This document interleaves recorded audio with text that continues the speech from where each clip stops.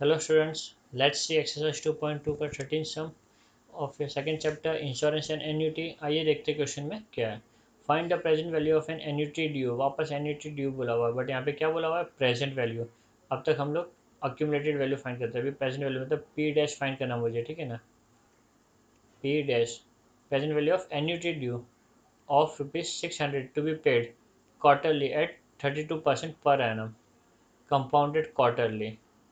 Okay, तो मैं payment भी क्वार्टरली करूँगा और इंटरेस्ट भी मुझे कैसे मिलेगा स्टूडेंट, क्वार्टरली मिलेगा। क्वार्टरली मतलब साल में 4 बार, क्योंकि मुझे साल में 4 बार मिलने वाला है, ठीक है।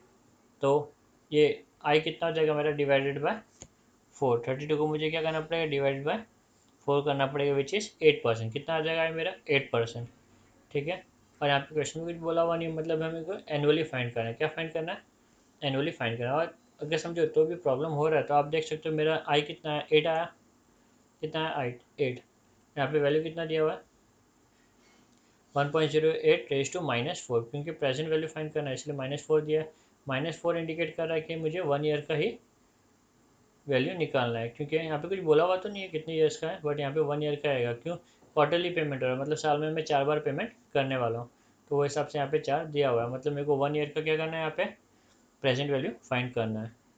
तो मैं 600 करके 4 बार डिपॉजिट करूँगा, तो 600 करके मुझे 4 बार पैसा मिलेगा। 600 करके 4 बार पैसा, 6, 12, 18, 24, 2400 मेरे को मिलने वाला है। बट उसकी प्रेजेंट वैल्यू क्या मुझे वो फाइंड आउट करनी है। तो सेम पी वाला फॉर्मूला आएगा, बट यहाँ पे क्या आएगा, पी वाला फॉर्मूला क्या था अपना, सॉरी एक बार गिवन लिख दिया, टू फाइंड में पी लिख दिया। पी वाला फॉर्मूला क्या है, C upon i the whole bracket 1 minus 1 plus i raise to n, 1 plus i the whole bracket raise to n, ठीक है। यहाँ पे भी ये एक्स्ट्रा है, पी वाला फॉर्मूला ये, बट यहाँ पे ये कंपोनेंट जो है स्टूडेंट, इतना सा पार्ट एक्स्ट्रा है। एन्युटी ड्यू बोलो या प्रेजेंट ड्यू, दोनों में ये अमाउंट एक्स्ट्रा आएगा, ठीक है ना। और आपको पता है एन्युटी ड्यू कब लेना है, जब एट द बिगनिंग दिया होगा तब, या एन्युटी ड्यू लिखा होगा तब ये फॉर्मूला लेना है, ठीक है। तो ये फॉर्मूला मैंने नोट डाउन कर दिया स्टूडेंट। नेक्स्ट स्टेप पे वैल्यू सब्स्टिट्यूट कर देते फटाफट।